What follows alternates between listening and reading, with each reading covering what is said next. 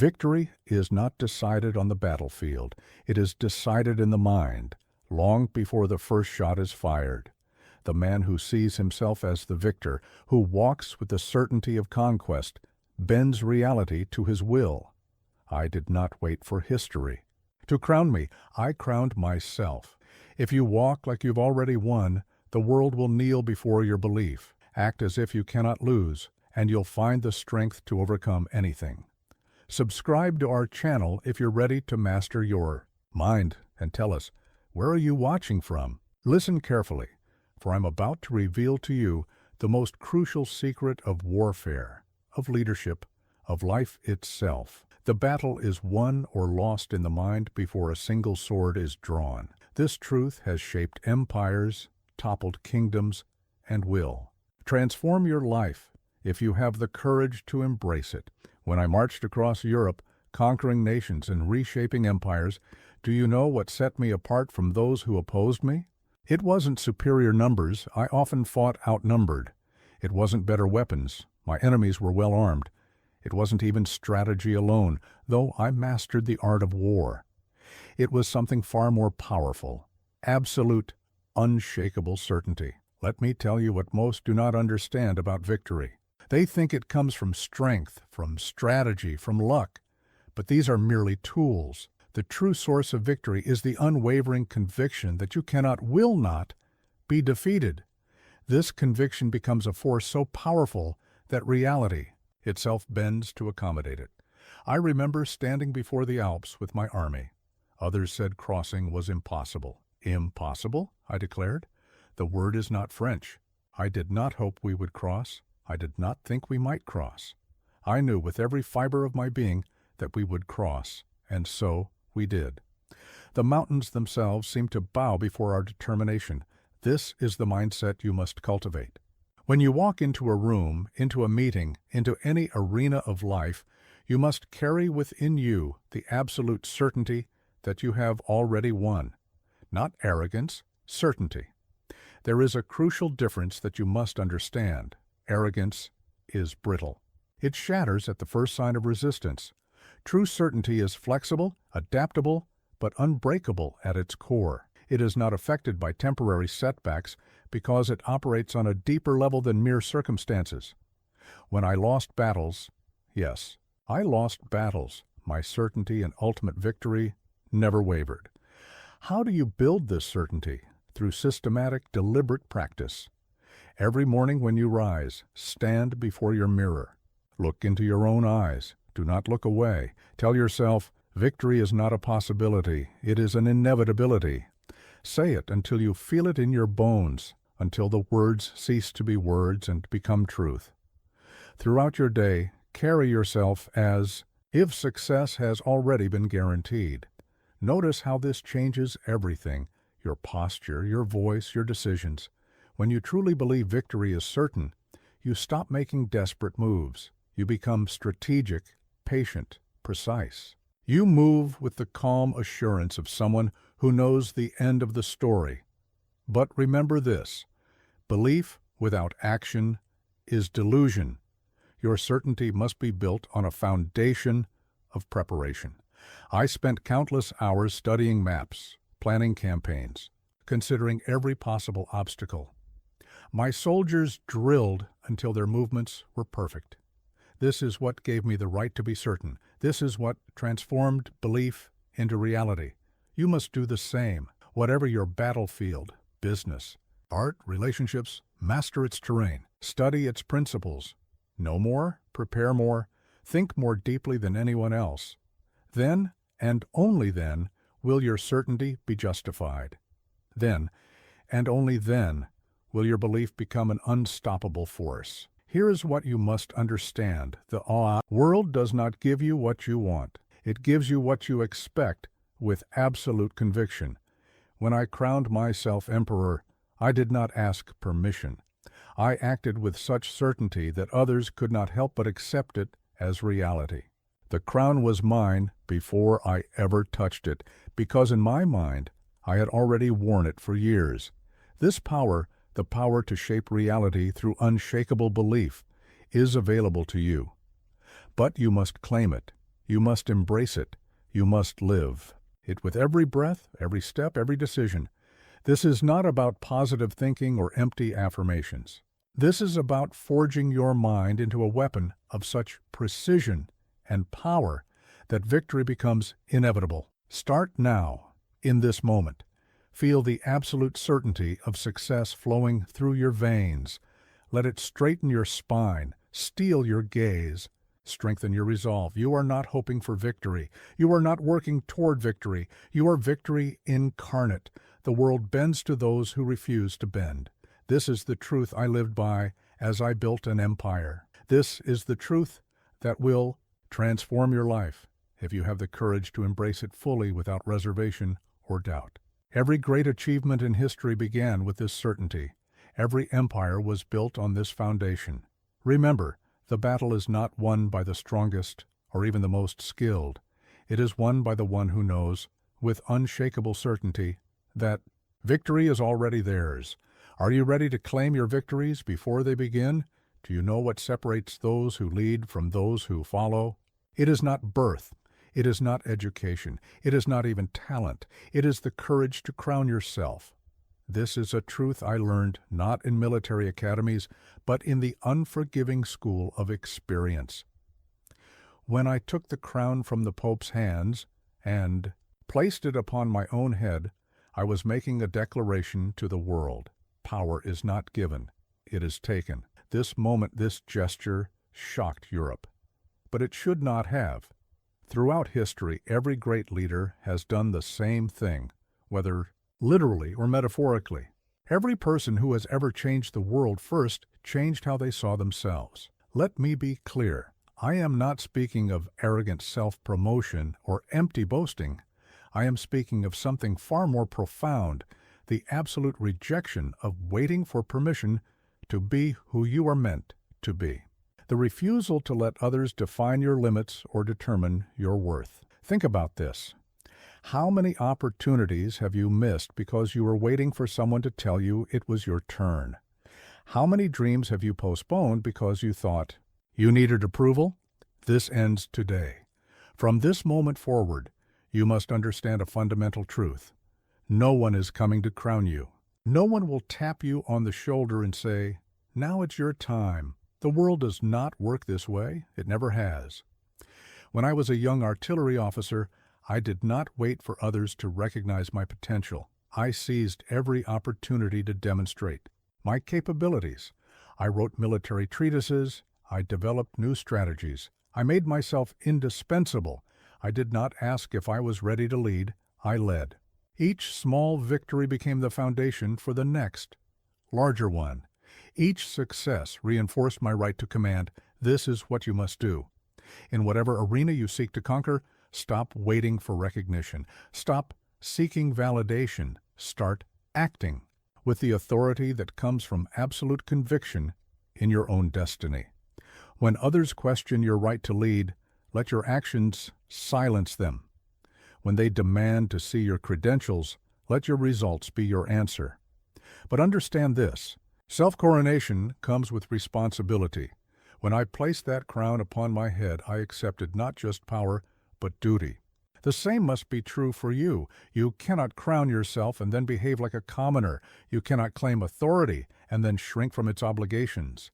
Leadership is not a privilege. It is a burden you must be willing to bear. From the moment you decide to claim your power, everything changes. Your speech must become more measured, more purposeful. Your actions must carry the weight of authority. Your decisions must reflect not just your own interests, but the responsibilities of leadership. Every word you speak, every action you take, must reinforce your right to wear the crown you have claimed. Here's how you begin. First, identify the realm you intend to rule. It might be your industry, your art, your chosen field of expertise. Then start acting as if you already hold the highest position in that realm, not with arrogance, but with the quiet confidence of someone who knows their worth. When you speak, speak with authority, not loudly but firmly. When you make decisions, make them decisively. When you enter a room, enter it like someone who belongs there, not because you're trying to prove something, but because you know, deep in your soul, that you do. Remember this: the crown you place upon your head will only stay there if you prove worthy of it. I did not merely declare myself emperor, I backed it up with victories, with reforms, with leadership that transformed a nation. My self-coronation was not the end of my journey, it was the beginning. It was a declaration to myself and the world that I was ready to shoulder the burdens of true leadership. You must do the same. Your self-coronation is not the end, it is the beginning. It is a declaration of intent that must be followed by action, by excellence, by results that cannot be denied. Every day, you must earn anew the right to wear your crown. Every day, you must prove through your actions that you were right to claim it. Those who wait for permission to lead will spend their lives following. Those who crown themselves and then prove worthy of that crown through their actions, these are the ones who shape history. These are the ones who leave their mark on the world. These are the ones who build empires, whether of land, of business, or of ideas. So I ask you, what throne have you been afraid to claim? What crown have you been waiting for someone else to place upon your head? The time for waiting is over. Reach up, take it, crown yourself. But remember, with that crown comes the obligation to lead, to excel, to prove through every action that you were right to claim it. Are you ready to bear the weight of the crown you were born to wear? The way you move through space tells a story. Every step, every gesture, every subtle shift in posture broadcasts your expectations to the world. When I entered a room, armies held their breath. When I walked across a battlefield, soldiers straightened their spines. This was not accident. This was not chance. This was the deliberate cultivation of the conqueror's presence. Let me show you how to move like someone who has already won. First, understand this fundamental truth: your body speaks before your mouth opens. At Austerlitz, before I uttered a single command, my mere presence rallied troops who had been fighting in the bitter cold for hours. They saw in my bearing the certainty of victory, and it ignited their own courage. Most people shuffle through life like supplicants, their shoulders hunched, their eyes downcast, their movements apologetic. They telegraph defeat before the battle begins. This ends now. This very moment you will learn to move with the authority of an emperor, the certainty of a conqueror. Stand up, right now, wherever you are. Feel the ground beneath your feet. Plant yourself firmly, as if you could not be moved by any force in the universe. Your feet should be shoulder-width apart, your weight distributed evenly. This is not just posture, this is power stance. This is how I stood before kings and emperors, making them feel like subjects in their own palaces. Now, straighten your spine. Imagine a steel rod running from the base of your spine to the crown of your head. This is your axis of power. When I reviewed my troops, I didn't just stand straight, I embodied authority. Every vertebra aligned to project absolute command. Your spine must become a pillar of certainty, unshakable as the columns of ancient Rome. Your shoulders come next. Pull them back, but not with tension. This is not rigidity, it is readiness. A conqueror's posture must suggest both strength and the capability for swift action. Think of a lion at rest, relaxed but ready to spring into action at any moment. I maintained this state through countless campaigns, through victories and setbacks alike. It became not just a posture, but a state of being. Your chin position is crucial. Too high and you project arrogance, which is the costume of power, not its substance. Too low, and you signal submission. Find the perfect balance, level, assertive, commanding.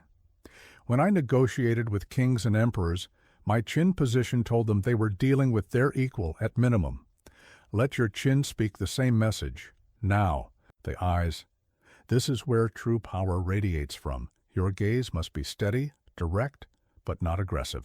When I looked at my marshals, they saw in my eyes not just authority, but absolute conviction. Your eyes must tell everyone in your presence, I have already seen the victory. I am simply waiting for reality to catch up. Practice this gaze in every mirror you pass until it becomes natural as breathing. The way you walk is everything. Most people walk to arrive. A conqueror walks to command. Every step must be purposeful, measured, deliberate. Not rushed. Those who rush betray their doubt. Not slow. Hesitation is weakness. Your pace must suggest that the world adjusts its rhythm to match yours, not the other way around. When I walked through the streets of Paris, my stride alone told the story of empire. When you enter a room, pause briefly at the threshold. This is not hesitation, this is dominance. It gives everyone present a moment to feel your arrival.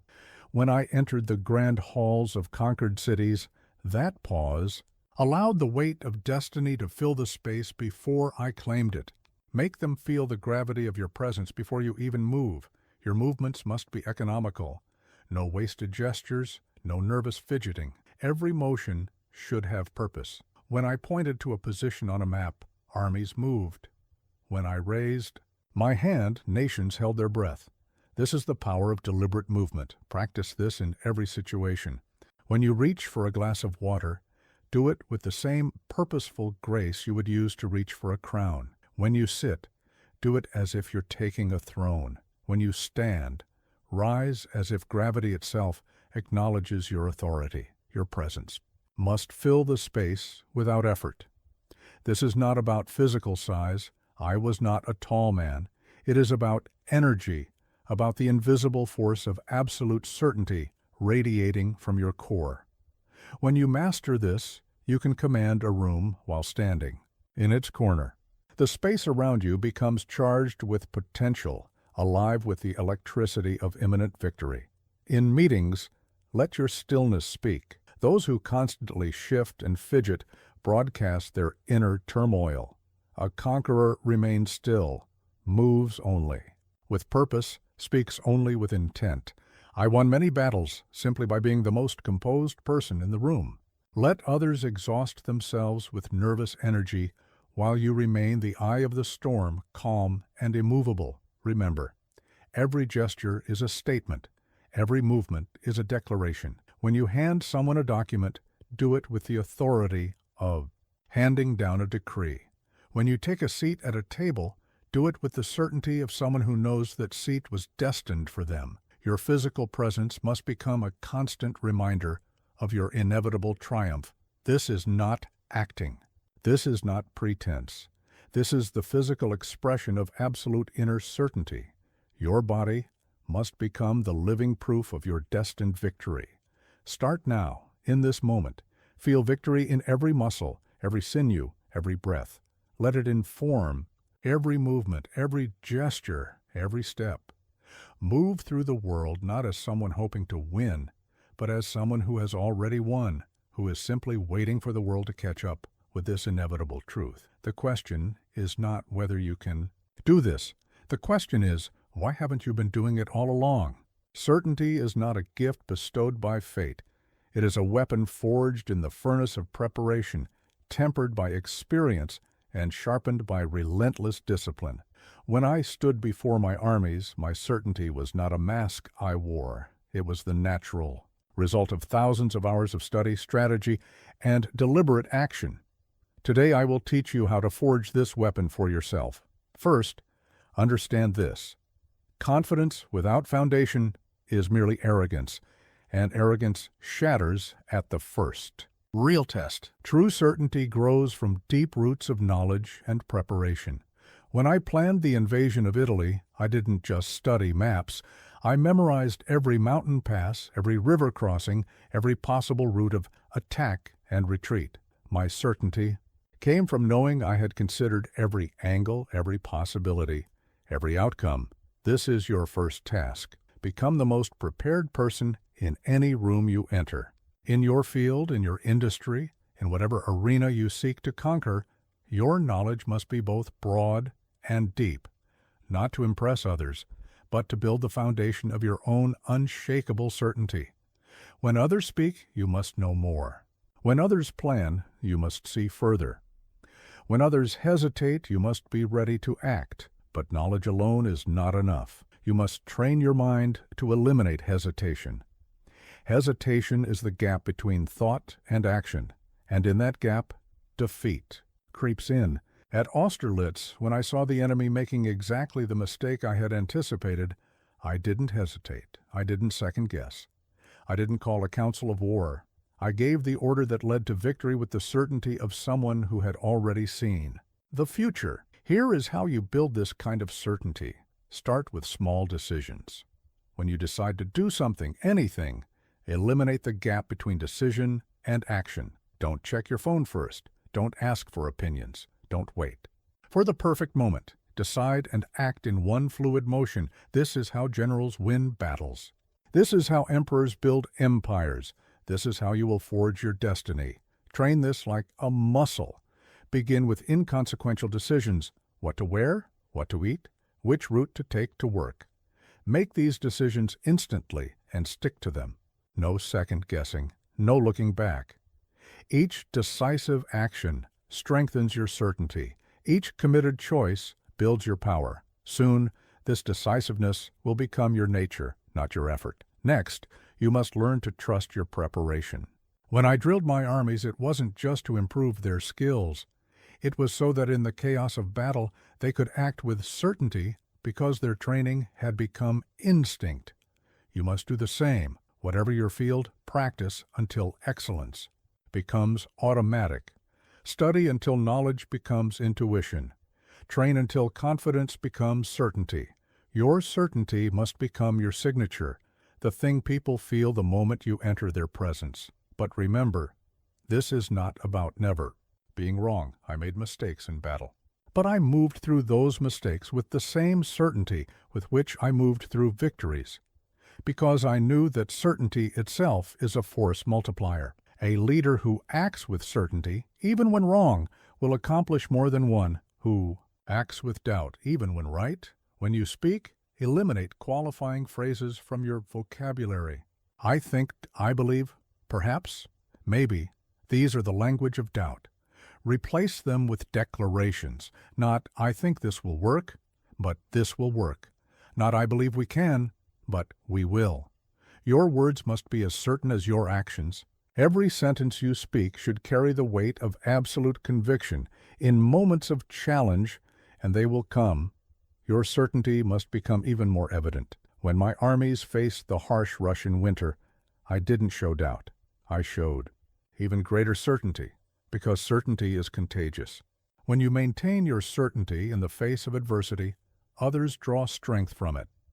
They see in your unwavering resolve a reason to continue their own fight. Build habits that reinforce your certainty. Every morning, review your goals not as possibilities, but as inevitabilities. Don't hope, don't wish. Know. When I planned the conquest of Europe, I didn't hope for victory. I planned for it with the certainty of a mathematician solving an equation. Each step was not a possibility, but an inevitability. Each victory was not a surprise, but a confirmation. Your posture, your voice, your every gesture must emanate this certainty. When you make a statement, make it with the same certainty with which you state your own name. When you give an order, give it as if the universe itself has no choice but to obey. When you set a goal, declare it as if it is already accomplished. This is not positive thinking. This is the mindset of conquerors. But remember this crucial distinction. Certainty is not the same as rigidity. The truly certain can adapt, can change course, can admit when a different approach is needed, because their certainty is not in any particular method, but in the ultimate outcome.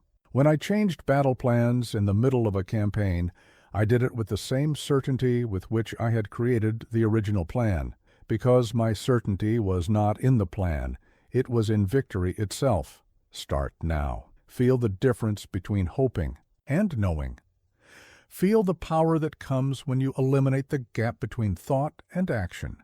Feel what it's like to move through the world, not as someone seeking success, but as someone who has already achieved it. Let this certainty flow through every word you speak, every action you take, every goal you set. The world does not follow those who hope. it follows those who know. And now you know how to build the kind of certainty that bends reality to its will. The only question that remains is, are you ready to make certainty your signature? True power needs no announcement. When I entered the chambers of the Directory in Paris, I did not need to speak to make them tremble. My presence alone carried the weight of destiny. This is what you must learn now, how to radiate power without uttering a single word. How to command respect through presence, not performance. The most profound authority speaks in silence. Think of the lion in repose. It does not need to roar to demonstrate its power. Its very stillness commands respect. When I stood before the armies of Europe, often it was not my words that moved them, but the electric silence that preceded them. This is the art of silent dominance that you must master. First, understand this fundamental truth. Power that needs to announce itself is not true power at all. Those who constantly proclaim their authority reveal their doubt. Those who endlessly assert their dominance expose their weakness. Real power is felt before it is heard. It enters the room before you do. It lingers after you leave. Let me teach you how to cultivate this silent authority. Begin with your breathing, deep, controlled, invisible. When I faced the combined armies of Austria and Russia at Austerlitz, my breathing remained as steady, as if I were reviewing troops on parade. This is not just about calm, it is about projecting an aura of invincibility. Your breath must be so controlled that others unconsciously match their rhythm to yours. Your silence must have weight. When others speak, do not rush to fill every pause. Let the silence stretch. Let it work for you. When my generals would bring me reports of impossible odds, I would often say nothing. This silence would force them to confront their own doubts, their own fears. Learn to wield silence like a weapon. It can be sharper than any sword. Master the art of the steady gaze, not a stare that betrays effort, not a glance that shows weakness, but a calm, unwavering look that suggests you see not just the present moment, but all possible futures, and in each one you are victorious. When I negotiated with emperors and kings, it was often my gaze, not my words, that won concessions. Your stillness must become legendary. In the midst of chaos, be the eye of the storm. When others fidget, remain immobile. When they shift nervously, stand like a statue carved from marble. This is not rigid tension. It is controlled power. I learned this art on the battlefield, where the slightest sign of nervousness from a commander can spread panic through an entire army. Learn to use space as your ally. When I held court, I would often position myself slightly apart from others, not in arrogance, but in authority. The space around you should feel charged with potential. When you move through a room, the space should seem to organize itself around you. This is not about physical size, I was not a tall man, but about energetic presence. Your silence should create anticipation. When you do choose to speak, others should lean in to listen, not because you're loud, but because they know that every word you utter carries weight. I rarely raised my voice in council. I never had to. Power whispers, weakness shouts. Develop what I call the emperor's pause. Before responding to any statement, question, or situation, take a moment. Not a hesitation, a pause. This sends a clear message. You move at your own pace. The world waits for you, not the other way around. This pause should become your trademark, as natural as breathing. Your facial expressions must be controlled, but not rigid. A slight smile that suggests you know something others don't. A barely perceptible nod that carries the weight of absolute authority. When I received news of enemy movements, my face revealed nothing. Yet my officers read in it absolute certainty of victory. Learn to use minimal gestures for maximum impact. A small wave of the hand should carry the force of a royal decree. A slight incline of the head should feel like a crown bestowing honor. When I pointed to a position on a map, armies moved, not because I gestured grandly, but because each movement carried the full weight of imperial authority. Your posture must suggest relaxed power. Think of a great cat at rest, completely at ease, yet ready to spring into action at any moment. This is the physical paradox you must master. Totally relaxed, yet radiating coiled strength. When I stood before my troops, they saw in my stance both the ease of absolute confidence and the readiness for immediate action. Remember, power does not always reside in what you do. Often, it lives in what you choose not to do. Not every challenge needs to be met. Not every insult requires a response. Not every moment demands action. Sometimes the most powerful move is perfect stillness. When my enemies expected me to advance, I would stand still. When they expected retreat, I would hold my ground. This unpredictability, this mastery of the pause, became one of my greatest weapons. Practice this in every interaction. In meetings, be the last to sit and the first to stand. In conversations, be the one who listens more than speaks. In negotiations, be the one who comfortable with silence. Let others rush to fill the void. Power waits, power observes, power knows its moment. Your very presence should tell a story, one of absolute authority, unshakable certainty, and inevitable victory. This is not something you can fake. It must emerge from a deep, unshakable core of self-knowledge and preparation. When I stood before the armies of Europe, they felt in my silence the weight of countless hours of study, strategy, and preparation. Begin now. In this moment, feel the power of perfect stillness flowing through you. Let your silence speak of strength. Let your presence command respect. Let your very being radiate the certainty of victory. This is how empires are built, not just through words and actions, but through the overwhelming power of silent authority. The question is not whether you can command such power in silence. The question is, are you ready to embrace the quiet authority that already lives within you? Victory is not an accident.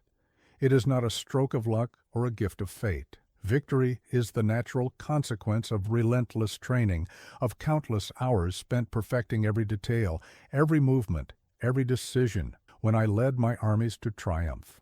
After triumph, it wasn't chance. It was the inevitable result of preparation so thorough that success became the only possible outcome. Let me show you how to train until victory becomes not just possible, but natural. Until winning becomes not an achievement, but a habit. Until success becomes not a goal, but your default state of being. First, understand this. Excellence cannot be improvised. When I drilled my soldiers, I wasn't just teaching them movements, I was programming victory into their very muscles. Every step, every maneuver, every formation was practiced until it became instinctive. In the heat of battle, they didn't have to think about what to do. Their bodies knew. Their minds knew. Victory was embedded in their very nature. You must approach your own arena with the same ruthless dedication. Whatever your field, business, arts, athletics, leadership, you must train with such intensity that excellence becomes automatic. I didn't become a master strategist by reading about battles. I became one by studying every campaign in history, by analyzing every possible scenario, by practicing every conceivable response until strategy became as natural as breathing. Here is how you begin. Break down every aspect of your craft into its smallest components. Just as I taught my artillery units to load and fire their cannons with precision timing, you must master every minute detail of your chosen field. If you're in business, understand every aspect from the ground up. If you're an artist, master every technique, every tool, every medium. Leave nothing to chance. Leave no skill unperfected.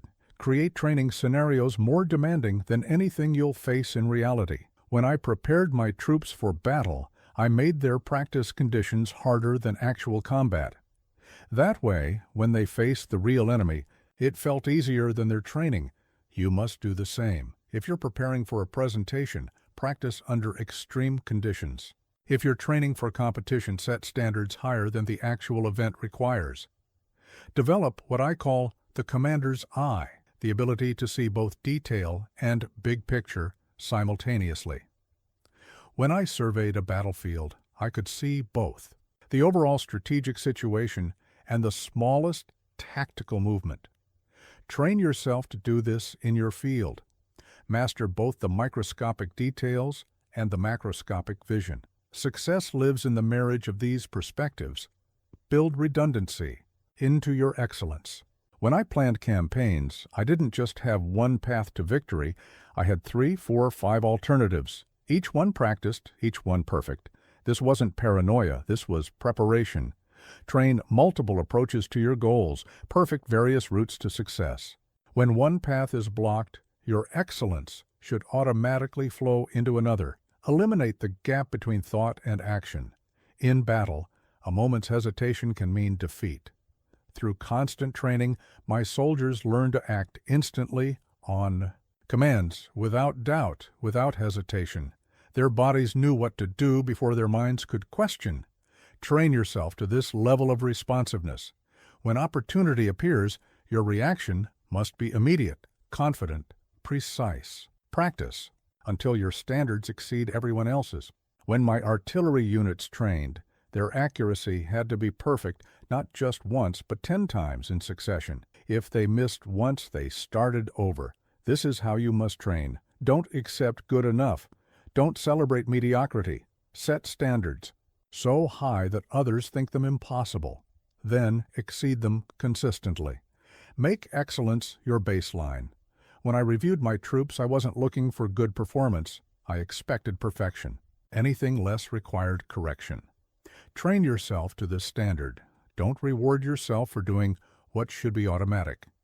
Save your celebrations for exceeding your already exceptional standards. Understand this.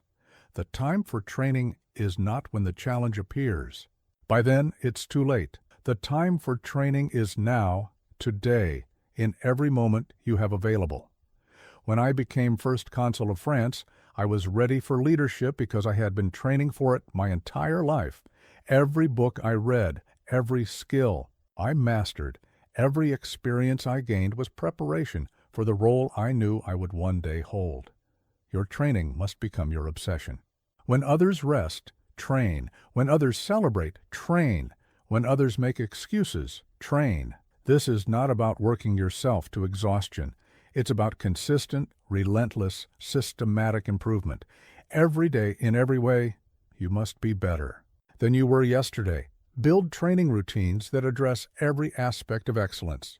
Physical conditioning, mental sharpness, technical skills, strategic thinking, all must be developed in parallel. When I trained my officers, I didn't just teach them tactics, I taught them history, philosophy, mathematics. Every aspect of knowledge became a weapon in their arsenal. Remember? The goal of training is not to make success possible. The goal is to make success inevitable.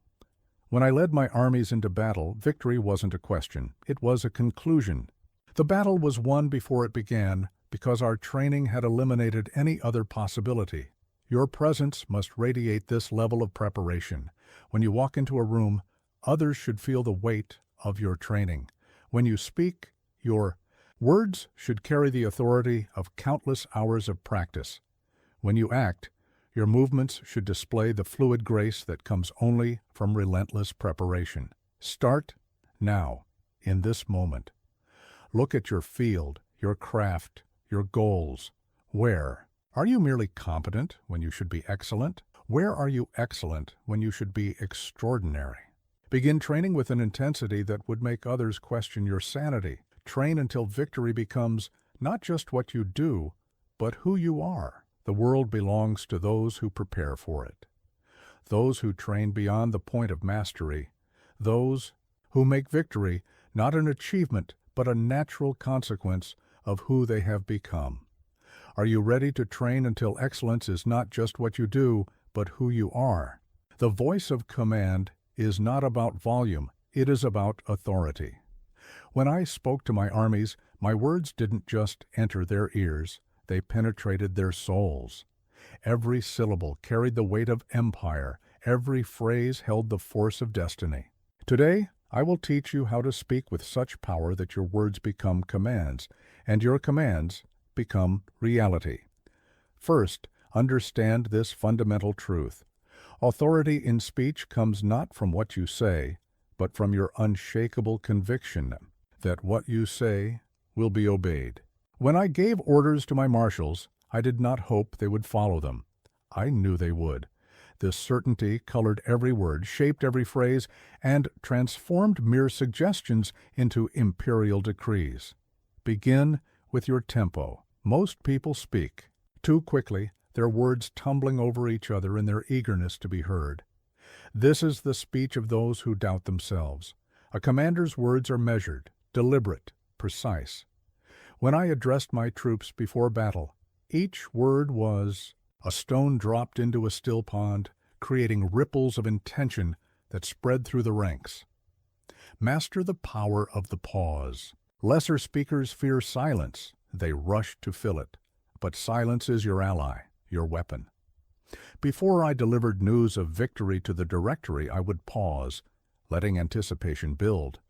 Learn to hold silence until the very air crackles with expectation.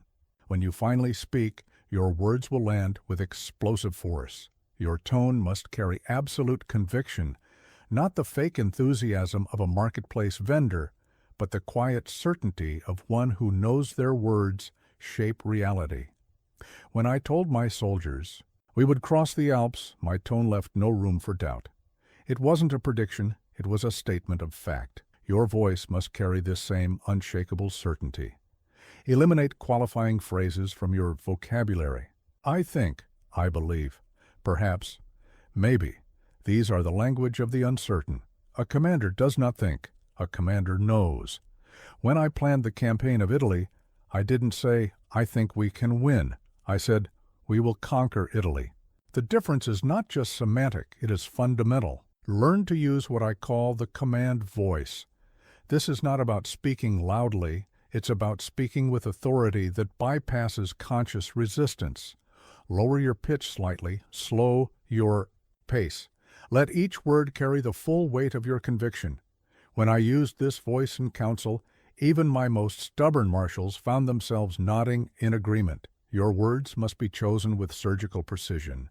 In battle, every order must be clear, concrete, actionable. The same is true in any arena. Vague commands breed confusion. Precise commands breed success. When I ordered the taking of a position, I didn't say, attack when ready.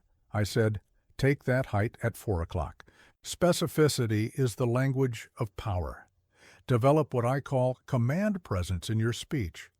This means every statement, every question, every response carries the expectation of compliance. When you ask a question, it should sound like a demand for information. When you make a statement, it should sound like a law being carved in stone.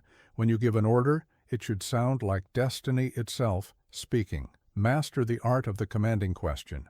When I interrogated my intelligence officers, my questions weren't mere inquiries. They were demands for excellence. What do you mean by possibly carries more force than are you sure? Learn to make your questions tools of command, not expressions of doubt. Your volume should be precisely calibrated to the situation. I rarely shouted on the battlefield. I didn't need to. A whispered command, delivered with absolute authority, carries more weight than a shouted order delivered with uncertainty. Learn to make others lean in to hear you.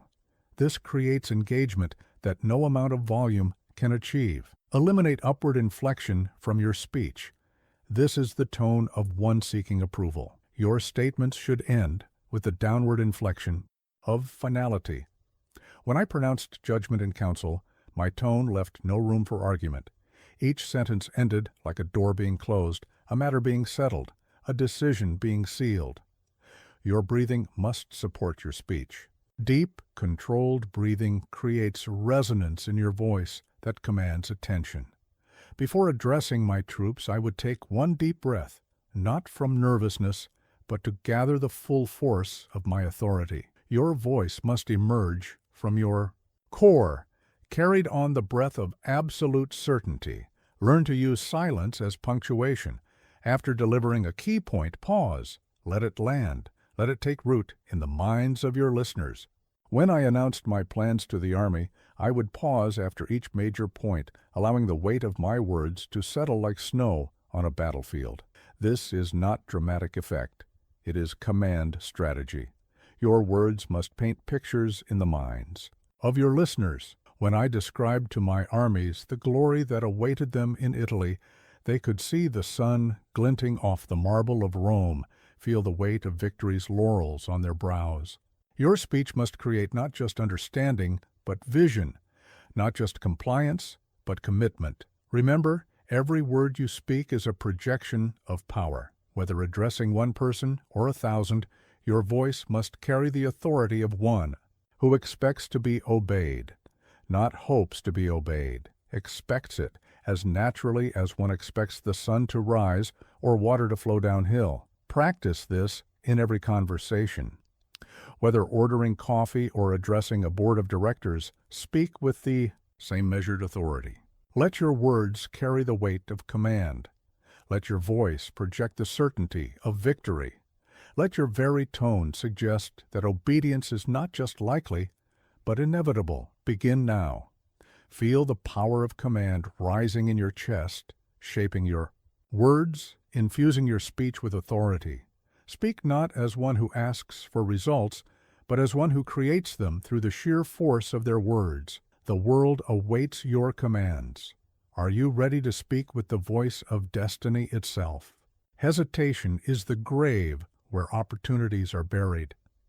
When I crossed the bridge at Arcole, leading my men through a storm of Austrian fire, there was no moment of doubt, no instant of uncertainty. Action and decision were one. This unity of thought and deed is what separates those who shape history from those who merely witness it. Let me teach you how to eliminate the poison of hesitation from your very being, not just from your actions, but from your identity itself. For hesitation is not merely something you do, it is something you become, unless you root it out completely. First, understand this. Hesitation is not caution. Caution is a strategic choice. Hesitation is a failure of will. When I planned the Egyptian campaign, I was cautious, examining every detail, considering every contingency. But when the moment came to act, there was no gap between decision and action. This is the model you must embrace. Most people live in the shadow realm between thought and action. They decide, then wait. They plan, then pause. They aim, then doubt. This is the pattern you must break. When I saw the weakness in the Austrian line at Marengo, I didn't form a committee. I didn't seek consensus. I attacked. The gap between seeing and acting was non-existent. Begin by identifying the roots of hesitation in your life. Fear of failure? I've failed. Fear of judgment? I've been judged. Fear of consequences? I've faced them. These fears are real, but they are not valid reasons for hesitation. They are excuses masquerading as wisdom. Strip them away. Train yourself in the art of instant action. Start with small decisions. What to eat. Choose and act. Which route to take? Decide and move. Don't second guess. Don't look back. Each decisive action strengthens your will. Each immediate execution builds your power. Oh, this is how you forge a nature that knows no gap between thought and deed. Understand this crucial truth. The perfect moment is a myth. When I took power in Neos, France, conditions were not perfect. When I crowned myself emperor, circumstances were not ideal. Those who wait for perfect conditions wait forever. The moment for action is now, always now. Develop what I call the commander's immediacy. When information arrives, act on it instantly. When opportunity appears, seize it immediately. When a decision is needed, make it now. This is not recklessness. It is the highest form of efficiency. Time spent hesitating is time your enemies spend preparing. Your body must become a tool of instant response. When I trained my armies, we practiced until action became reflexive. No thought required, no hesitation possible. Train yourself the same way. Your body should be moving while others are still thinking. Your deeds should be done while others are still planning. Learn to recognize hesitation's disguises. Let me think about it. I'll sleep on it. Let's wait and see. These are not wisdom speaking. These are fear whispering. When I heard my generals speak such words, I knew they were masking their uncertainty with false prudence. Don't let these phrases enter your vocabulary. Make immediacy your signature. When others dawdle, you decide. When others waver, you act. When others hesitate, you advance. This becomes your brand, your reputation, your very nature. When I entered a room, people knew decisions would be made, actions would be taken, results would be achieved. No delays, no debates, no hesitation. Your mind must become a machine of instant calculation.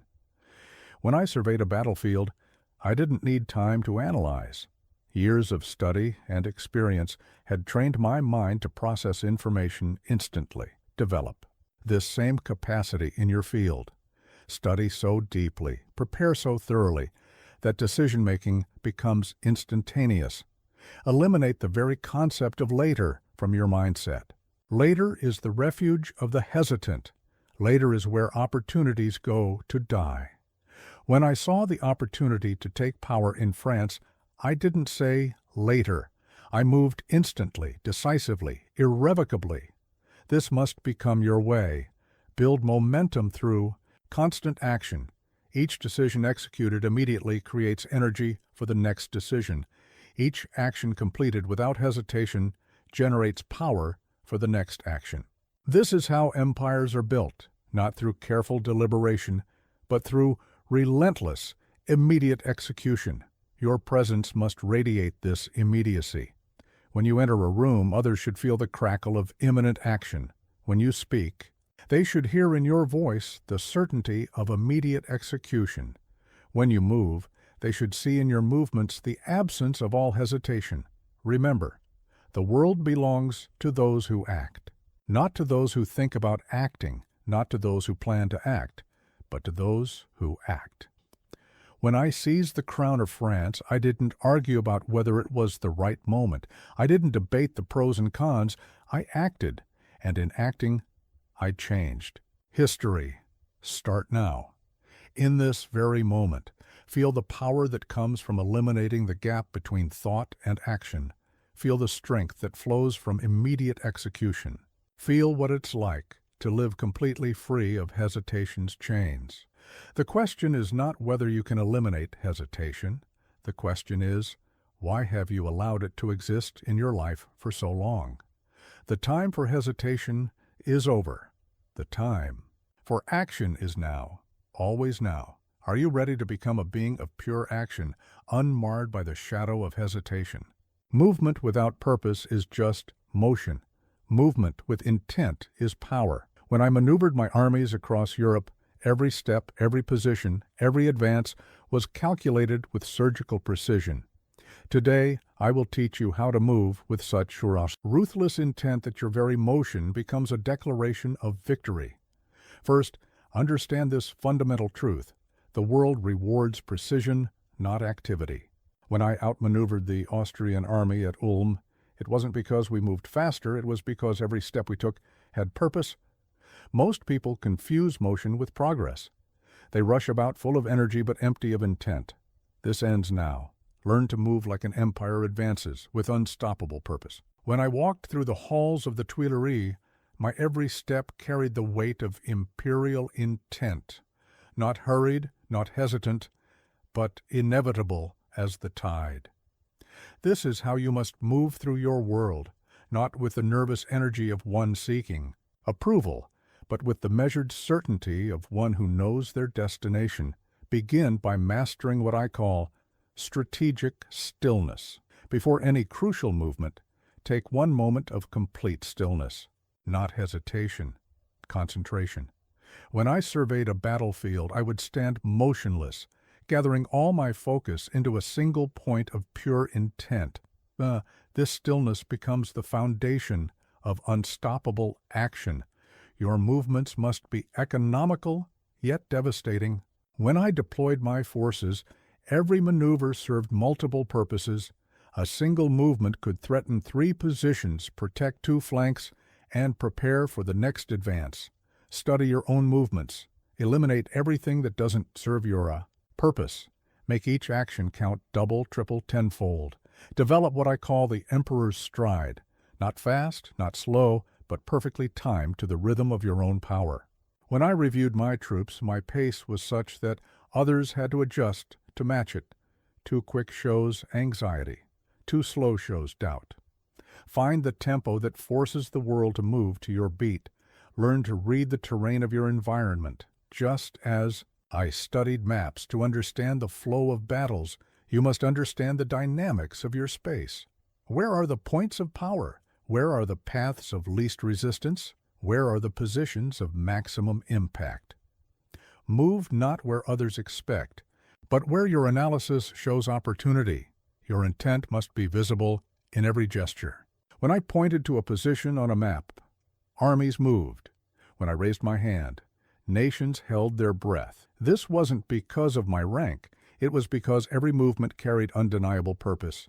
Even the smallest gesture must radiate intent. Master the art of preparing movement in silence. When I planned the crossing of the Alps, my armies assembled quietly, piece by piece. By the time our enemies realized we were moving, it was too late. Learn to position yourself for victory while others see only stillness. Let your preparations be invisible until their effects become inevitable. Your presence must create gravity, a force that affects everything around it. When I entered a room, the space reorganized itself around me, not because I demanded it, but because my movements created a field of intent so powerful that others naturally aligned themselves with it. This is not about physical size, it is about purposeful presence. Eliminate randomness from your motion. Every turn of the head, every gesture of the hand, every step forward should be intentional. When I gave commands in battle, even my breathing was controlled, purposeful, part of the total expression of intent. Let nothing in your movement be accidental. Understand the power of trajectory. When I launched a campaign, the first step contained the intention of the final victory. Your movements must carry this same sense of inevitable completion. Each action should feel like part of an unstoppable sequence, a chain of cause and effect. That can end only in your triumph. Learn to move through resistance as if it doesn't exist. When my armies encountered obstacles, we didn't stop. We flowed around them like water around rock. Develop this same quality of unstoppable momentum. Resistance becomes merely another feature of the terrain to be incorporated into your advance. Your movements must tell a story of power. When I walked among my soldiers, my very motion told them victory was certain. My stride spoke of confidence. My gestures promised triumph. My presence radiated inevitability. Your movements must carry this same narrative weight. Every action, a chapter in the story of your success. Practice what I call intentional presence. Whether crossing a room or commanding an army, move as if every action is essential, every step significant. This is not artifice. It is the physical expression of unstoppable purpose. When you reach for a glass, do it with the same precision with which you would reach for a crown. Remember, intent without action is dreaming. Action without intent is chaos, but action driven by ruthless intent. This is how empires are built. This is how victories are seized. This is how destiny itself is shaped to your will. Begin now. Feel the difference between mere motion and movement with intent. Feel how purpose transforms every action from activity into advancement. Feel what it means to move not with hope, not with effort, but with the unstoppable certainty of one who has already won. The world belongs to those who move with purpose, those who transform every step into a declaration of intent, those who make their very motion a manifestation of victory. Are you ready to move with such ruthless intent that success becomes not just likely but inevitable? Weakness, when mastered, becomes strength. When unmastered, it becomes destiny. Throughout my campaigns, I never denied my limitations. I transformed them. My height became an advantage in connecting with my soldiers. My foreign accent became a signature of my uniqueness. Today, I will teach you the art of turning your vulnerabilities into victories. First, understand this. There is a vast difference between acknowledging weakness and displaying it. When I took command of the army of Italy, I didn't hide that I was younger than most of my generals, but I never apologized for it, never explained it, never revealed it as a point of doubt. This is the first principle you must grasp. Acknowledge privately, master thoroughly, reveal strategically. Most people wear their weaknesses like badges, announcing them to the world as preemptive excuses for failure. I'm not good at numbers.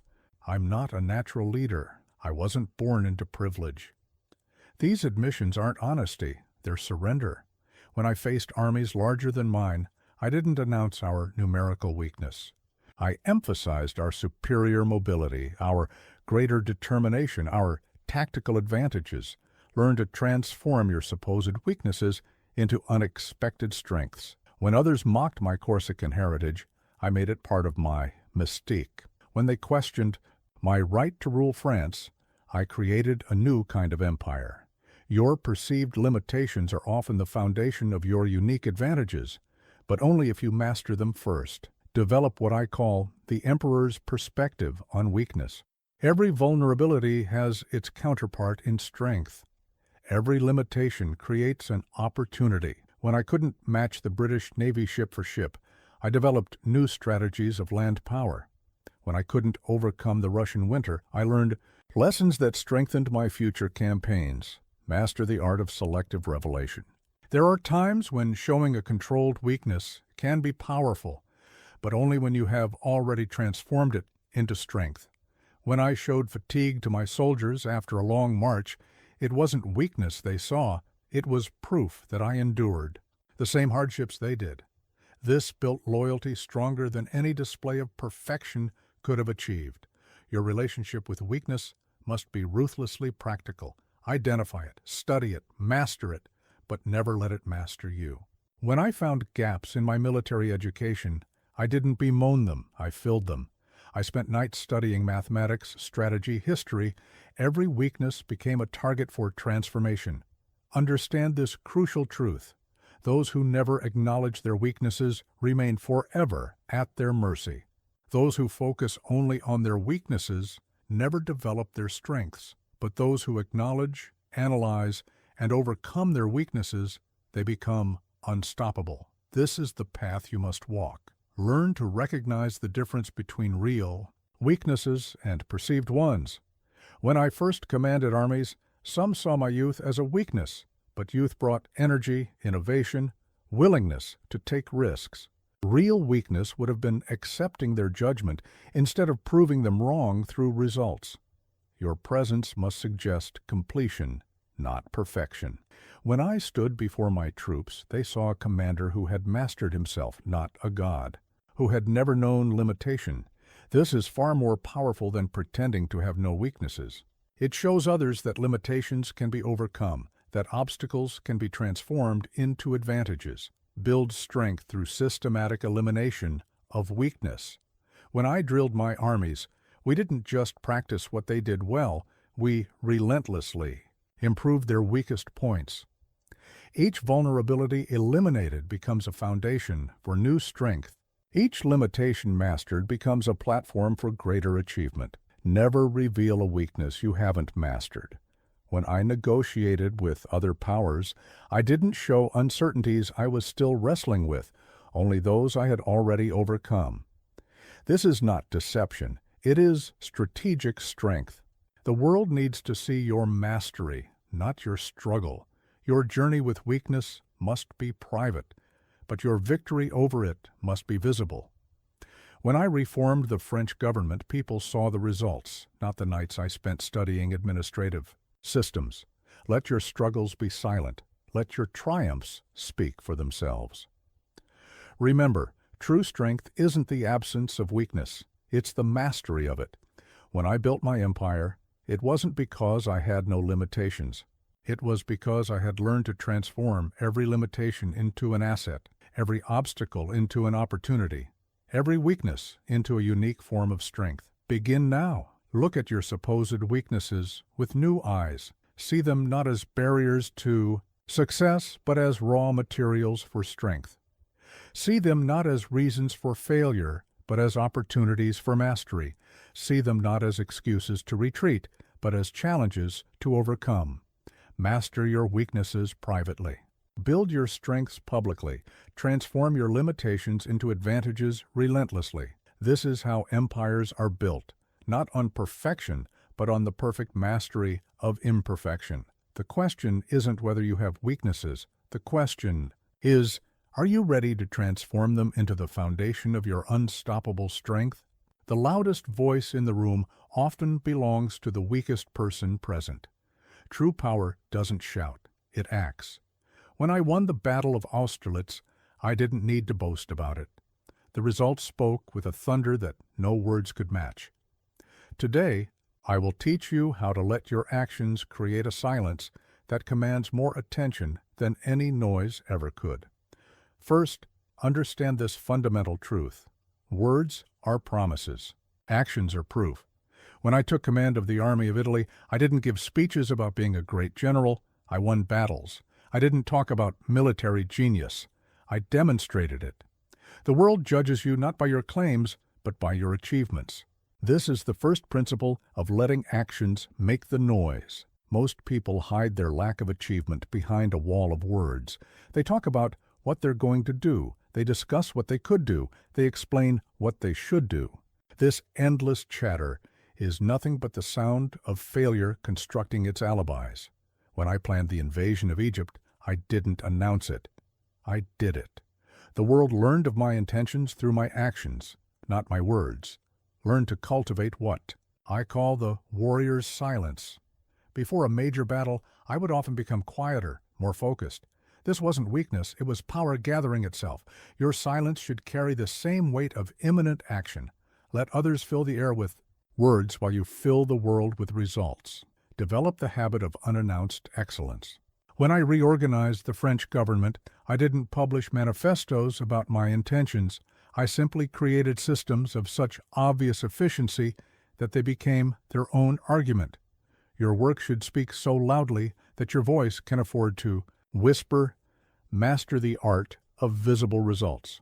When my soldiers saw me sleeping on the ground beside them, I didn't need to speak about shared hardship. When they saw me studying maps by candlelight, I didn't need to talk about dedication. Actions visible to all carry more weight than words heard by few. Your presence must become a statement that requires no voice. When I entered a room, my arrival announced itself through the reaction of others, not through my own proclamation. This is the power of demonstrated rather than declared authority. Let your impact speak for you. Understand this crucial distinction. Notable actions don't need announcements. When I won victories, I didn't need to explain their significance. True achievements create their own publicity. Only mediocrity needs marketing. Let your excellence be its own ambassador. Learn to recognize the difference between necessary communication and empty noise. When I gave battle orders, every word was essential, every command purposeful, but I never explained why I deserved to give those orders. Authority demonstrated doesn't need to be explained. Your accomplishments must create an echo that drowns out all questions. When I transformed France's legal system, I didn't argue about my right to do so. The results silenced all debate. This is the power of decisive action. It creates facts that speak louder than any opinion. Build a reputation that speaks in your absence. When my name was mentioned in European courts, it carried weight not because of what I said, but because of what I had done. Let your record of achievements do your talking. Let your history of success be your spokesman. Never explain what you can demonstrate. When critics questioned my strategies, I didn't write defensive treatises. I won more battles. When they doubted my leadership, I didn't make speeches. I built an empire. Let your responses be results, not rhetoric.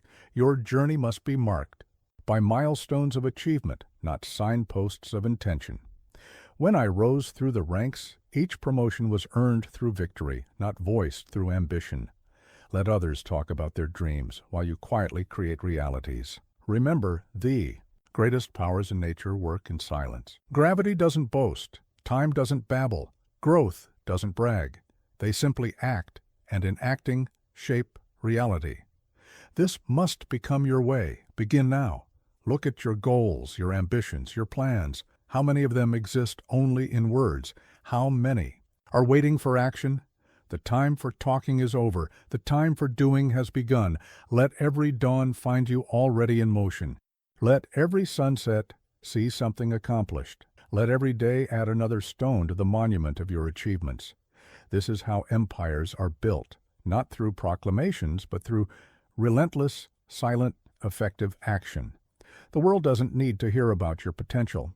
It needs to feel the impact of your presence. It needs to see the results of your work. It needs to witness the proof of your power. Let others win debates while you win victories. Let them master words while you master reality. The question isn't what you could say about your capabilities. The question is, are you ready to demonstrate them so powerfully that words become unnecessary? Talent without discipline is like a cannon without gunpowder, impressive to look at, but useless in battle. When I transformed a ragged revolutionary army into the force that conquered Europe, it wasn't through inspiration. It was through iron, discipline. Today, I will teach you how to forge discipline so powerful that victory becomes not just possible, but inevitable. First, understand this. Discipline is not punishment. Discipline is not restriction. Discipline is power in its purest form.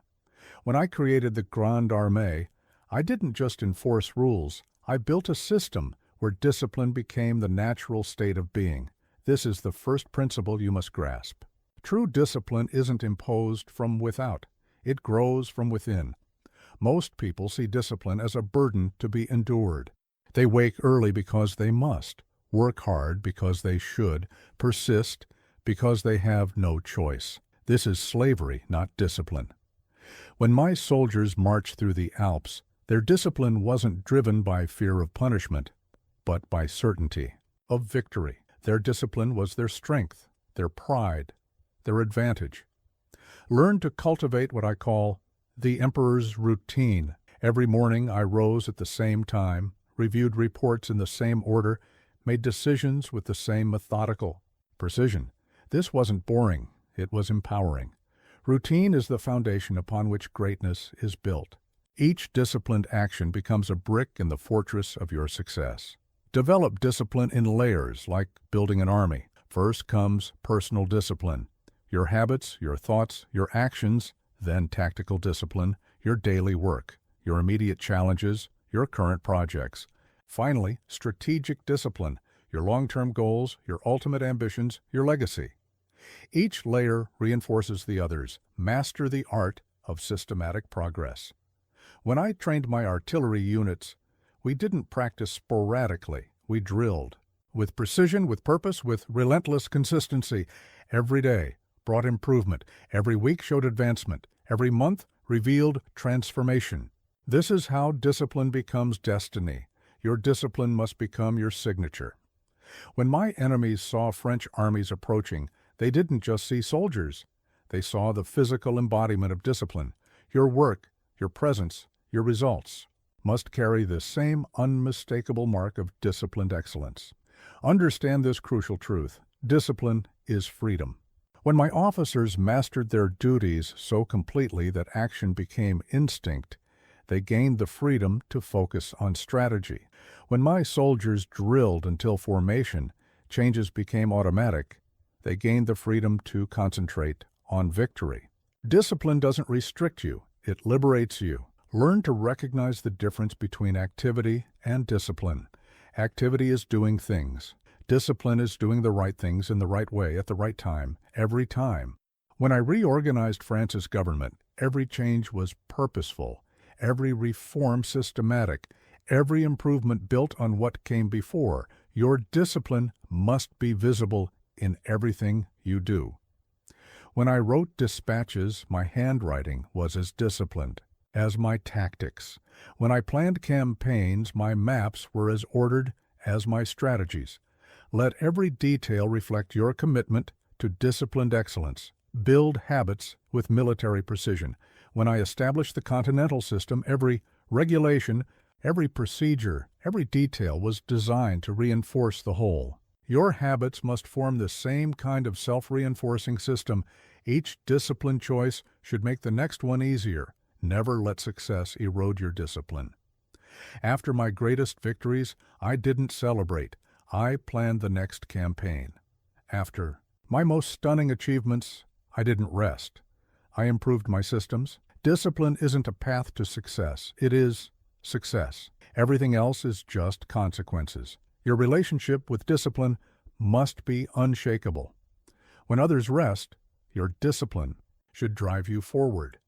When others celebrate, your discipline should keep you focused. When others quit, your discipline should make persistence automatic. Remember, talent is natural but unreliable. Intelligence is powerful but insufficient.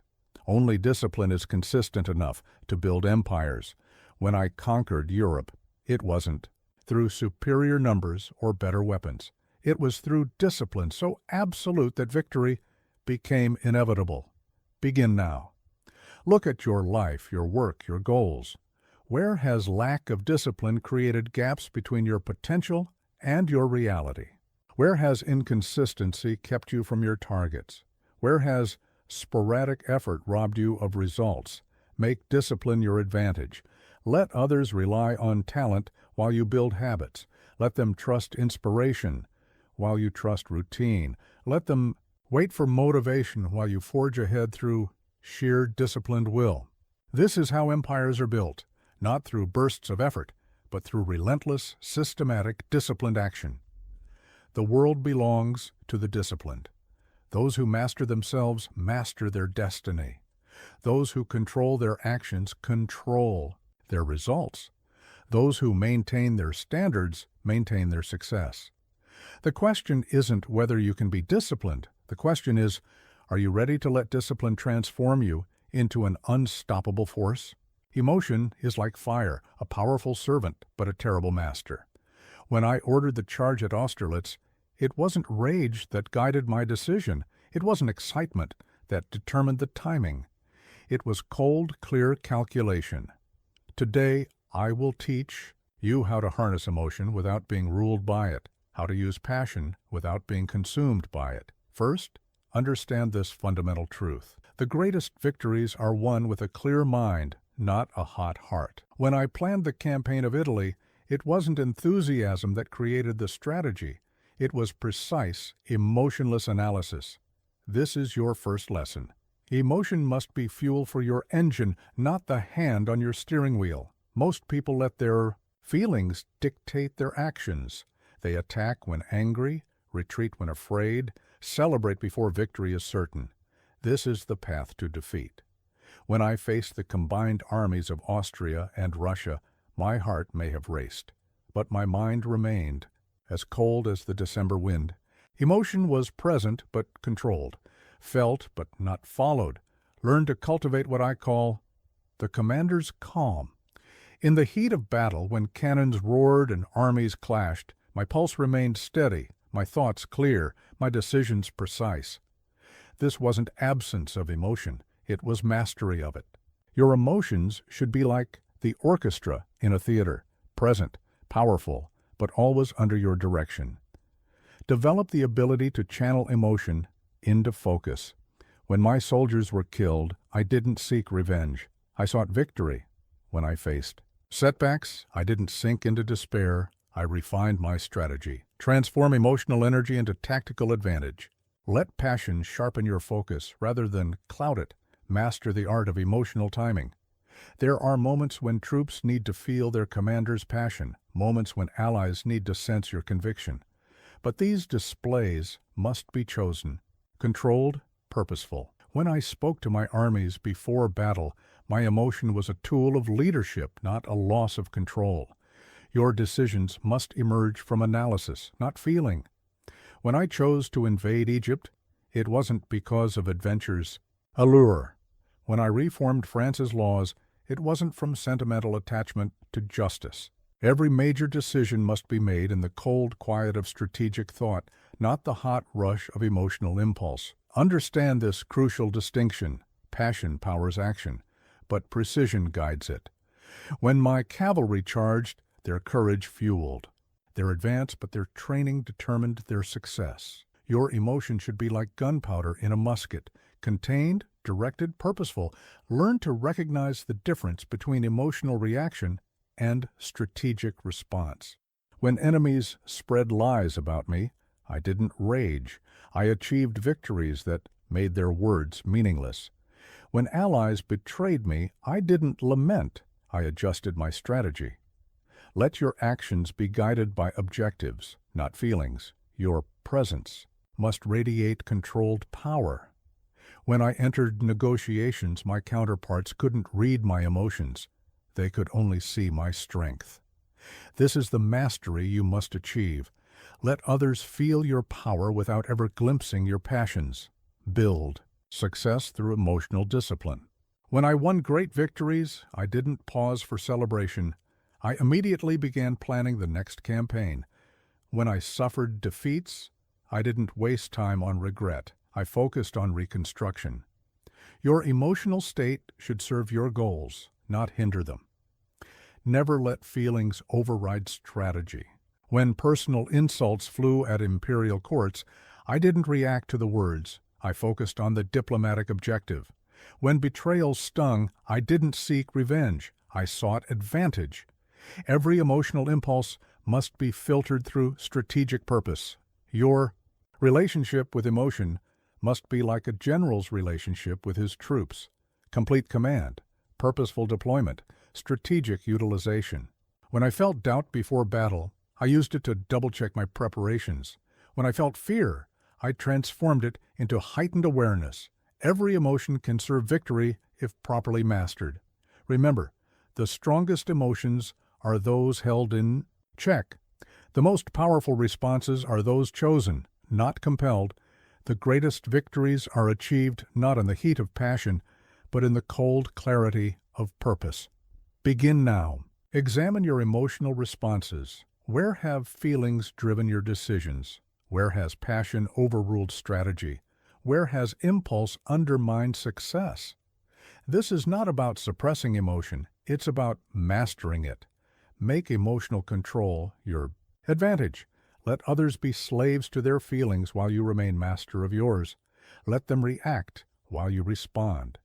Let them be driven by passion while you drive toward victory.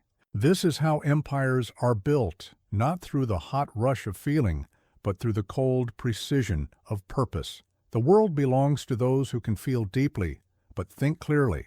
Those who possess passion, but control it. Those who experience emotion, but rule it. Those who use feeling as a tool rather than follow it as a guide. The question isn't whether you have strong emotions. The question is, are you ready to transform them from your master into your servant? True leaders don't explain their greatness. They embody it. When I crossed the Alps with my army, I didn't lecture about perseverance. I rode at the front, facing the same bitter cold, the same treacherous paths, the same relentless challenges as my soldiers. Today, I will teach you how to lead not through words but through living example, how to create followers not through explanation but through embodiment. First, understand this. People don't follow directions, they follow demonstrations. When I took command of the Army of Italy, I didn't just issue orders about discipline and dedication. I was the first to rise, the last to rest, the most focused on duty. This is your first principle. Your actions must speak so loudly that your words become unnecessary. Most self-proclaimed leaders try to talk their way to authority. They explain their vision, justify their decisions, defend their choices. This is the mark of weakness. When I reformed France's government, I didn't write manifestos about efficiency. I created systems so effective that they became their own. Argument? Excellence needs no explanation. Learn to cultivate what I call the leader's presence. When I entered a room, my bearing alone communicated authority. When I stood before my troops, my posture spoke of victory. Your very way of moving, standing, existing must become a living demonstration of the excellence you demand from others. Develop the habit of visible standards. When I inspected my troops, I didn't just check their equipment, I maintained mine to an even higher standard. When I demanded punctuality, I arrived first. When I required attention to detail, my own plans were flawless. Your excellence must be so visible that it becomes contagious. Master the art of silent instruction. When my officers saw me studying, maps laid into the night, they learned the importance of preparation without a single word being spoken. When they watched me ride through artillery fire without flinching, they understood courage through observation. Let your actions be your academy. Your leadership must be a physical fact, not a verbal claim. When I led charges in battle, my presence at the front transformed abstract courage into concrete reality. Your position at the forefront of any challenge must be so consistent that it becomes expected, natural, inevitable. Understand this crucial truth. Authority earned through example cannot be questioned. When my soldiers saw me sleeping on the ground, eating their rations, sharing their hardships, my right to command them became unassailable. Performance precedes privilege. This is the law of true leadership. Learn to recognize the difference between saying and showing. When I demanded innovation from my marshals, I demonstrated it first in my own strategies. When I required adaptability, I showcased it in my own tactics. Your actions must become the template that others naturally emulate. Your standards must be visible in everything you touch. When I reorganized departments, I didn't delegate the details. I immersed myself in them. When I reformed institutions, I didn't theorize. I transformed. Let every project bear the unmistakable mark of your personal excellence. Build authority through consistent demonstration. When I created the Grande Armée, every regulation I established was something I had already proven effective through personal implementation. Don't demand what you haven't mastered. Don't require what you haven't demonstrated. Never expect from others what you haven't exceeded yourself. When I set standards for my officers, they were standards I had already surpassed. When I established goals for my administrators, they were achievements I had already mastered.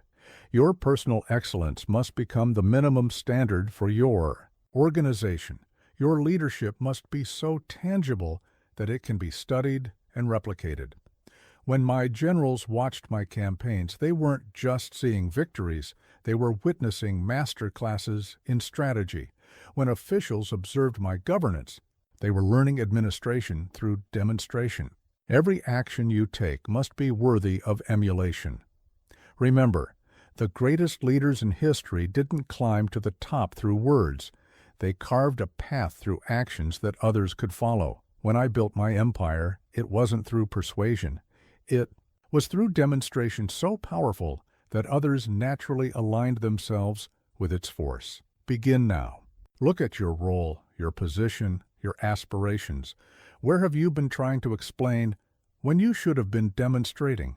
Where have you been telling when you should have been showing?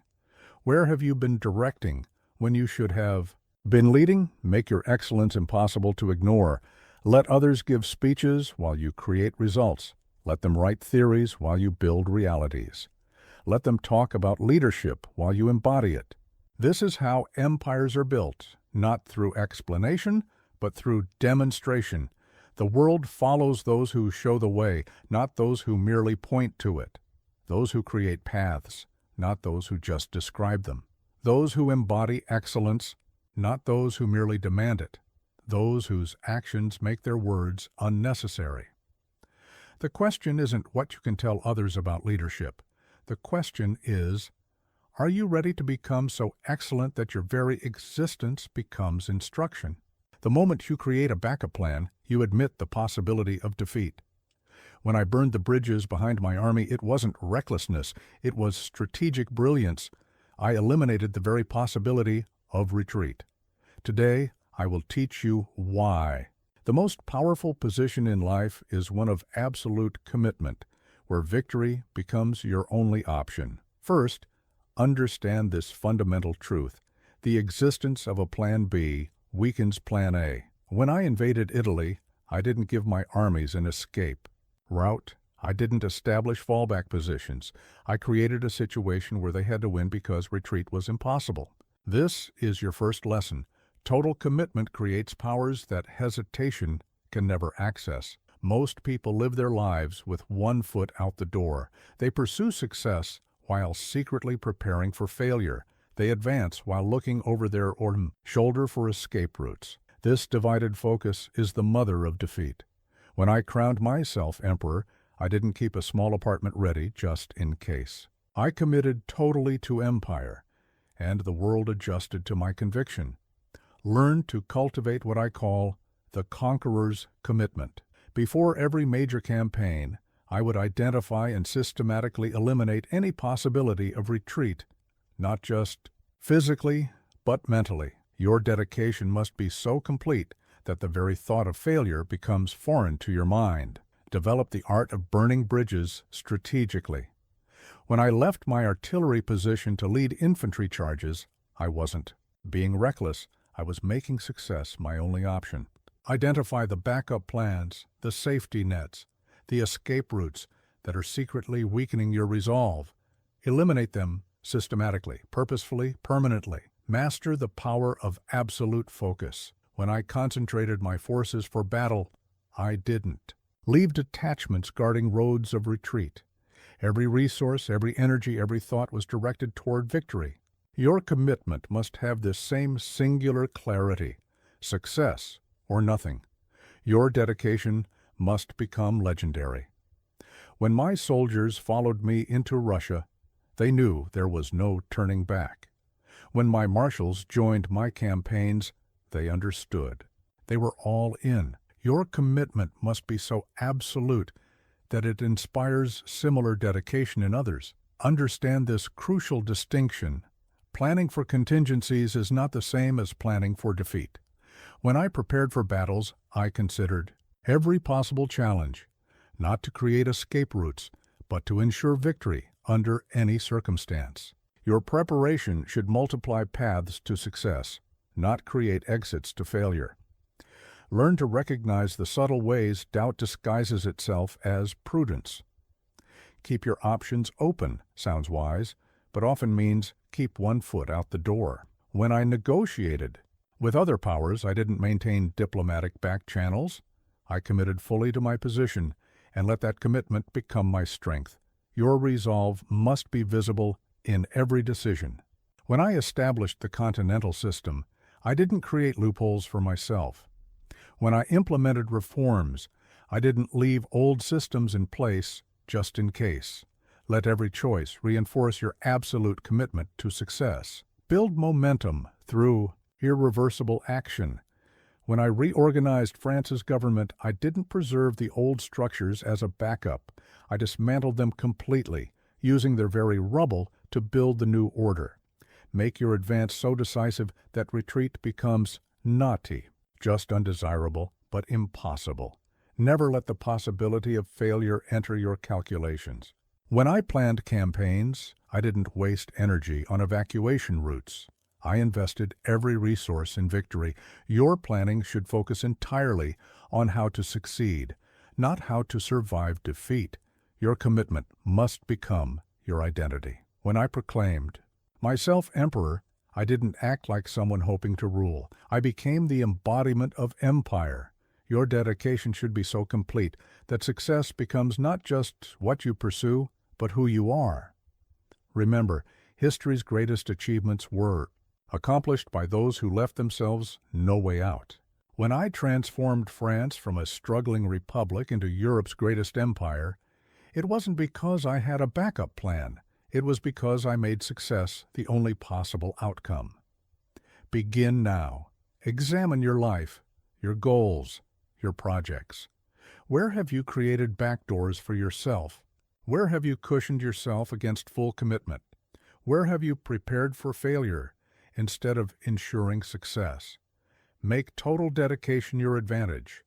Let others hedge their bets while you commit absolutely. Let them prepare for failure.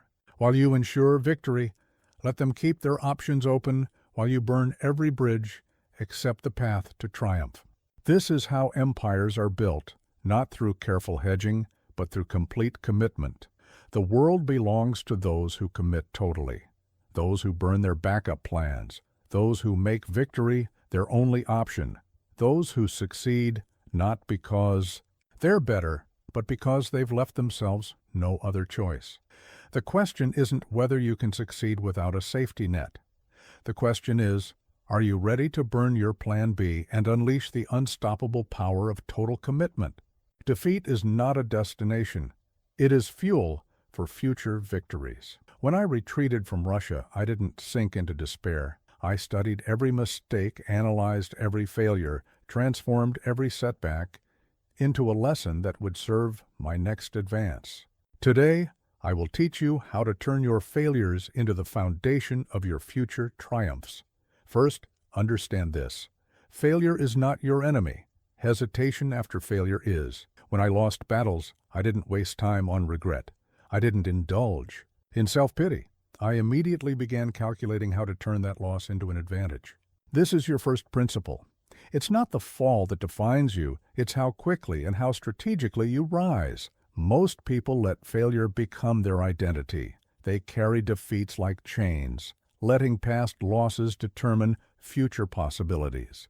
This is the mindset of the perpetually defeated. When I lost Egypt, I didn't become the general who failed in Egypt. I became the leader who used those lessons to conquer Europe. Your failures must become fuel, not features of your character. Learn to cultivate what I call the conqueror's perspective on failure. When my armies suffered defeats, I didn't see disaster. I saw data. Every setback revealed weaknesses that could be strengthened. Every loss exposed gaps that could be filled. Every failure provided intelligence that would inform future victories. Develop the art of immediate analysis. When my campaigns met resistance, I didn't wait to assess what went wrong. I analyzed while the ashes were still hot, extracted the lessons while the pain was still fresh. Your response to failure must be immediate, strategic, and focused entirely on future victory. Master the transformation of setbacks into strategy. When Prussia's armies surprised me with their tactics, I didn't just adapt. I absorbed their innovations into my own military system. Your failures must become not just lessons, but assets. Each defeat should add new weapons to your arsenal. Your resilience must become legendary. When I returned from Elba, Europe didn't see a defeated emperor. They saw a leader who turned exile into opportunity. Your ability to transform failure into fuel must become so remarkable that your setbacks enhance rather than damage your reputation. Understand this crucial truth. Every failure contains the seeds of future victory, if you have the wisdom to extract them. When I lost ships in naval battles, I didn't abandon maritime ambitions. I developed new strategies that used these limitations to my advantage. Your defeats must become the raw materials from which you forge new strengths. Learn to recognize the difference between failure and feedback. When my early attacks on Acre were repulsed, I wasn't failing. I was receiving detailed information about the fortress's defenses. Every setback is a source of intelligence about your challenges, your competitors, and yourself. Your response to failure must be so swift and strategic that it becomes an advantage. When I faced setbacks in battle, my ability to adapt and counterattack was so rapid that initial defeats often became elements of victory. Let your recovery become so impressive that others fear giving you the opportunity to demonstrate it. Build strength through systematic analysis of weakness. When my strategies failed, I didn't just try different approaches, I developed entirely new systems of warfare. Your response to failure must be not just to try again, but to transform your entire approach based on what you've learned. Never let failure infect your self-image. When I lost battles, I didn't doubt my destiny. I doubted my tactics. When I faced defeats, I didn't question my right to victory. I questioned my route to achieving it. Your core certainty must remain untouched while your strategies evolve. Your relationship with failure must become pragmatic, strategic, almost scientific. When I studied my defeats, it wasn't with emotion. It was with the cold calculation of a strategist extracting valuable intelligence from every setback. Your analysis must be so thorough that every failure becomes a manual for future success. Remember, history's greatest victories were often built on the foundation of previous defeats. When I created the Grande Armée, it wasn't despite earlier losses, it was because of them. Every failure had taught lessons that made ultimate victory inevitable. Begin now. Look at your setbacks, your losses, your defeats. Where have you been seeing endings that should have been beginnings? Where have you been accepting failures that should have been fuel? Where have you been stopping when you should have been studying? Make strategic resilience your advantage. Let others be destroyed by defeat while you are instructed by it. Let them be diminished by failure while you are developed by it. Let them be halted by setbacks while you are hardened by them. This is how empires are built, not through unbroken victory, but through unbreakable transformation of defeat into triumph. The world belongs to those who can't be truly defeated. Those who transform setbacks into strategies. Those who turn obstacles into opportunities. Those who use failure as fuel for unstoppable advance. The question isn't whether you will face defeat. The question is, are you ready to transform every failure into a force that drives you toward inevitable victory? Doubt is a poison that kills more dreams than failure ever could. When I entered the halls of power in Paris, I didn't tiptoe in wondering if I belonged. I strode in with such certainty that others found themselves questioning not my right to be there, but their right to question it. Today, I will teach you how to create an aura of such absolute certainty that doubt itself retreats from your presence.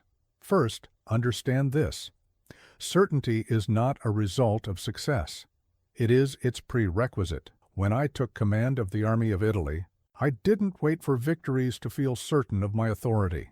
My certainty preceded my conquests. This is your first principle. Doubt doesn't exist in the world. It exists in your mind, and only there can it be eliminated. Most people treat certainty as a destination they'll reach someday, after enough achievements, after enough validation. This is the thinking of perpetual subordinates. When I crowned myself emperor, I didn't do it because France had decided I deserved it.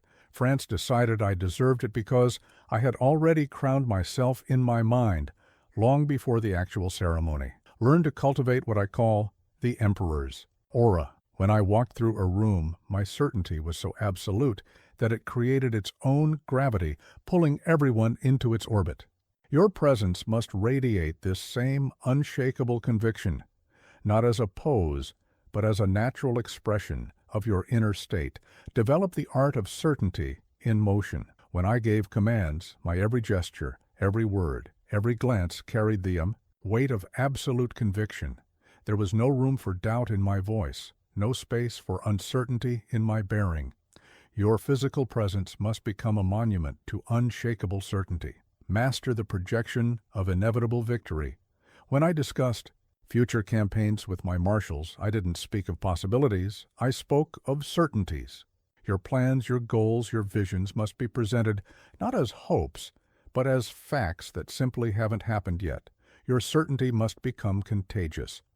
When my soldiers followed me into battle, they borrowed my conviction until it became their own. When my officials implemented my reforms, they absorbed my certainty until doubt became foreign to them. Your confidence must be so powerful that it transforms the reality of those around you. Understand this crucial truth. Doubt exists only where certainty has not fully claimed its territory. When I reformed France's legal system, I didn't leave room for old uncertainties to linger. Your conviction must be so complete that it fills every corner of your domain, leaving no space for doubt to take root. Learn to recognize doubt's disguises. Well, let's wait and see. Perhaps we should consider, maybe there's another way. These are not wisdom speaking. These are doubt attempting to negotiate. When I planned campaigns, I didn't entertain doubt disguised as prudence. Neither should you. Your presence must declare victory before you speak a word. When I entered a war council, my bearing alone silenced doubters. When I arrived on a battlefield, my presence itself steadied wavering troops. Let your very existence become a declaration of certainty so powerful that doubt cannot survive in your proximity. Build an empire where doubt has no citizenship. When I created my system of governance, uncertainty had no official position, no role, no voice in council. Your domain, whether it's a business, a project, or a personal goal, must be structured so thoroughly around certainty that doubt becomes an alien concept. Never let doubt masquerade as realism. When I faced coalition armies, realism meant preparing thoroughly, not doubting victory. When I confronted seemingly impossible odds, realism meant finding solutions, not questioning success. Your mind must become a place where doubt and realism are recognized as entirely separate entities. Your relationship with certainty must be absolute. When I made decisions, doubt wasn't just unwelcome, it was inconceivable. When I gave orders, uncertainty wasn't just absent, it was impossible. Your commitment to certainty must be so complete that entertaining doubt feels as foreign as doubting gravity. Remember, the greatest achievements in history were accomplished by those who left no room for doubt. When I transformed France from a chaotic republic into Europe's greatest empire, it wasn't because circumstances were certain, it was because I was certain despite circumstances. Begin now. Look at your goals, your challenges, your daily actions. Where has doubt been allowed to maintain residency? Where has uncertainty been given a voice in your counsel? Where has hesitation been permitted to influence your decisions? Make absolute certainty your signature. Let others entertain doubts while you cultivate conviction. Let them question while you act. Let them hesitate while you advance. This is how empires are built, not through the absence of challenges, but through the presence of unshakable certainty. The world belongs to those who make doubt homeless, those who create certainty rather than wait for it, those who make conviction their natural state, those whose presence itself becomes proof that success is inevitable. The question isn't whether you can eliminate all doubt. The question is, are you ready to become so certain that doubt itself doubts its right to exist in your presence? Victory is not something you achieve, it is something you become. When I ruled Europe, it wasn't because I won battles, it was because I had transformed myself into victory incarnate. Every step, every word, every breath expressed this truth. Today, in this final chapter, I will teach you how to make winning not just what you do, but who you are. First, understand this ultimate truth. True victory isn't an event, it's an identity. When I walked through the halls of the Tuileries, I wasn't a man who had won power, I was power itself in human form. This is your final and most crucial principle. You must stop pursuing success and become its living embodiment. Most people see victory as a destination, something to reach, to attain, to accomplish. This is the fundamental error that keeps them forever seeking, but never becoming. When I created an empire, it wasn't because I chased power. It was because I'd become so aligned with victory that any other outcome was inconceivable. Learn to cultivate what I call the sovereign's nature. When I entered a room, I didn't carry success like a garment. I radiated it like light radiates from the sun. Your very essence must become so infused with victory that success is not your achievement, but your natural state of being. Develop the art of embodied triumph. When I gave commands, it wasn't a person speaking. It was victory itself, giving voice to its will. Your every gesture, every word, every silence must emerge not from a place of seeking success, but from being its living manifestation. Master the state of perpetual victory. When I faced challenges, I didn't approach them as obstacles. To overcome, I approached them as opportunities to express my nature as victory incarnate.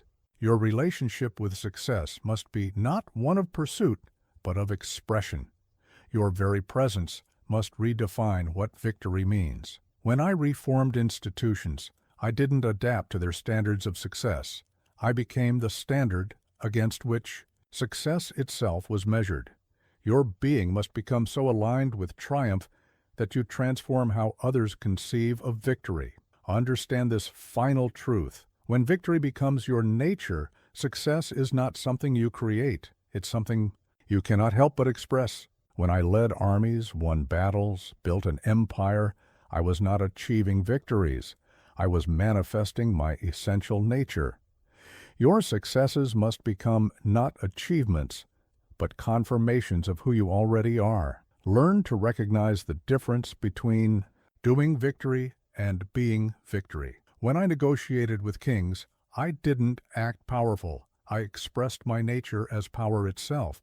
Your triumphs must flow not from effort, but from essence. Not from doing, but from being. Your existence must become a living declaration of victory. When I stood before the armies of Europe, I didn't need to prove my power. I was proof. When I reshaped nations, I didn't need to demonstrate my authority. I was authority. Let your very being become undeniable evidence of triumph. Build your life not as a series of victories, but as an expression of victory itself. When I created systems of governance, established codes of law, forged new societies, these weren't accomplishments. They were natural manifestations of who I had become. Your achievements must flow from your nature as water flows from a spring. Never. Let circumstance define your essential victory. When I faced setbacks, losses, even exile, these didn't change who I was. They were simply temporary conditions moving around the immovable fact of my nature. Your identity as victory incarnate must remain untouched by external events. Your relationship with success must transcend doing and enter the realm of being. When I shaped the destiny of nations, it wasn't through extraordinary effort. It was through perfect alignment with my nature as a force of history. Your victories must become not what you strive for, but what you cannot help but create. Remember, the greatest powers in history weren't people who achieved success. They were people who became success. When I transformed Europe, it wasn't through a series of victories. It was through having transformed myself into victory itself. Begin now. Look deeply at your relationship with success. Where have you been pursuing what you should be embodying? Where have you been seeking what you should be expressing? Where have you been trying to achieve what you should be manifesting? Make victory your very nature. Let others chase success while you emanate it. Let them pursue power while you express it. Let them seek victory while you embody it. This is how empires are built, not through achieving greatness, but through becoming it. The world belongs to those who don't pursue victory, but personify it. Those who don't seek power, but express it. Those who don't chase success, but embody it. Those whose very existence becomes indistinguishable from triumph itself. The question isn't whether you can achieve victory. The question is, are you ready to transform yourself so thoroughly that victory becomes not your goal, but your very nature? This is where all our principles culminate. This is where discipline becomes character, where certainty becomes essence, where action becomes nature. This is where you transcend the doing of success and enter the being of it. You have learned to win the battle before it begins, to crown yourself first, to carry yourself like a conqueror. You have mastered certainty, presence, discipline, and unwavering intent. Now, in this final transformation, you must weave all these elements into the very fabric of your being. The time for learning about victory is over. The time for becoming. Victory has arrived. Rise now, not as a student of success, but as its living embodiment. The world awaits not what you will do, but who you have become.